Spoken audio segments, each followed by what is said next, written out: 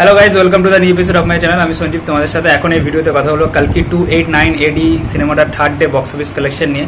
কিন্তু তার আগে একটা জিনিস অবশ্যই বলতে হয় কি 14 বছর পরে আমরা টি20 ওয়ার্ল্ড কাপ জিতলাম। এটা আমাদের প্রত্যেকটা ভারতীয়র পক্ষে একটা বিশাল বড় গর্বের মুভমেন্ট।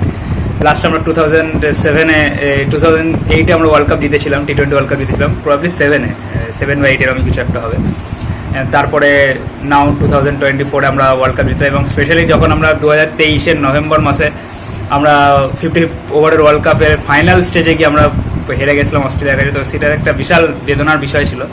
সেখান থেকে এবছর ওয়ার্ল্ড কাপ জেতা একটা খুবই গর্বের ব্যাপার। তার সাথে একটা দুঃখেরও ব্যাপার এটা যে এটা আমাদের সবার প্রিয় the greatest of all time Virat কোহলির শেষ টি20 ওয়ার্ল্ড কাপ।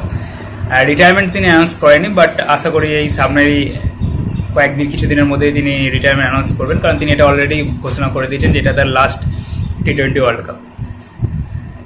তো এটা প্রাউড মুভমেন্ট এবং কিছুটা দুঃখের ব্যাপার, বিরাট কোহলি খেলবে না, তো সব নিয়ে কিন্তু একটা খুবই ভালো বিষয়। এটা আমরা জিতেছি ওয়ার্ল্ড কাপ। এবার যদি কালকি 289 এর বক্স অফিস কালেকশন নিয়ে থার্ড ডে নিয়ে কথা বলি, তো সেকেন্ড ডেতে আমরা একটা বড় ড্রপ লক্ষ্য করেছিলাম, যেটা যে কোনো সাউথ ইন্ডিয়ান সিনেমার ক্ষেত্রে লক্ষ্য করাই যায় সেকেন্ড দিনে। বাট থার্ড ডেতে সিনেমাটা আবার গ্রোথ নিয়েছে এবং থার্ড ডে যদি আমরা টোটাল নেট ইন্ডিয়া কালেকশনের কথা বলি, সেটা অ্যাপ্রক্স 67 করোড়ের বক্স অফিস কালেকশন করেছে।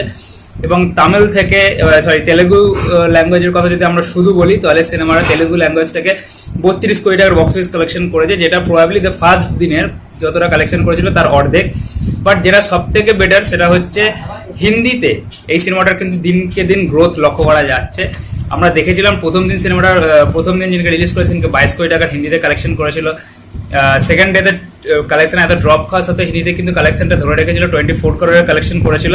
এবং আজকে মানে গতকাল সারাটে কিন্তু সিনেমাটার বক্স অফিস কালেকশন হচ্ছে 27 করোড়, ঠিক আছে। এবং আমরা যদি 3 দিনের টোটাল ইন্ডিয়া নেট কালেকশনের কথা বলি, সেটা হচ্ছে 220 কোটি টাকা, এবং টোটাল ওয়ার্ল্ড ওয়াইড গ্রস কালেকশনের কথা বলি সেটা 400 কোটির বেশি হয়েছে, ঠিক আছে। তো ওয়ার্ল্ড ওয়াইড কালেকশনটা এখনো জানা যায়নি, আমি যে ভিডিওটা বানাচ্ছি এখনো, তো প্রবাবলি এটা 400 কোটির ওপরেই চলে যাবে।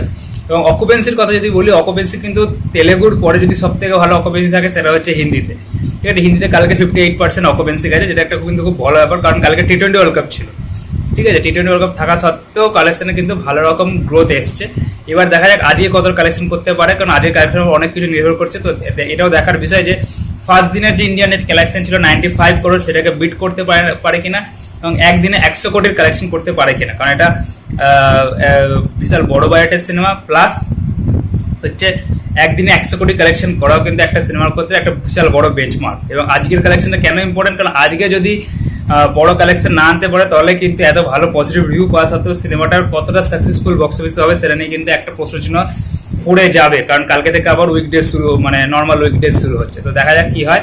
তো এখন পর্যন্ত যদি যে কালেকশনের কথা বলি, ইন্ডিয়া থেকে নেট কালেকশন 220 কোটি টাকা, তেলেগু থেকে কালেকশন হচ্ছে 122 কোটি টাকার মতো, হিন্দি থেকে কালেকশন 3 দিনে 75 করোড়ের মতো, এবং মালায়ালাম থেকে কালেকশন 6.7 করোড়ের মতো, ঠিক আছে। আর ওয়ার্ল্ড ওয়াইড যদি গ্রস কালেকশনের কথা বলি, সেটা হচ্ছে ওই 400 করোড় প্লাস ওই 425 কোটি টাকার মতো হবে। তো দেখা যাক আজকে কিরকম কি কালেকশন করে। আজকে কালেকশনের উপর কিন্তু সিনেমাটার অনেক কিছু নির্ভর করছে। তার এই ভিডিও দেখা হওয়ার পর ভিডিও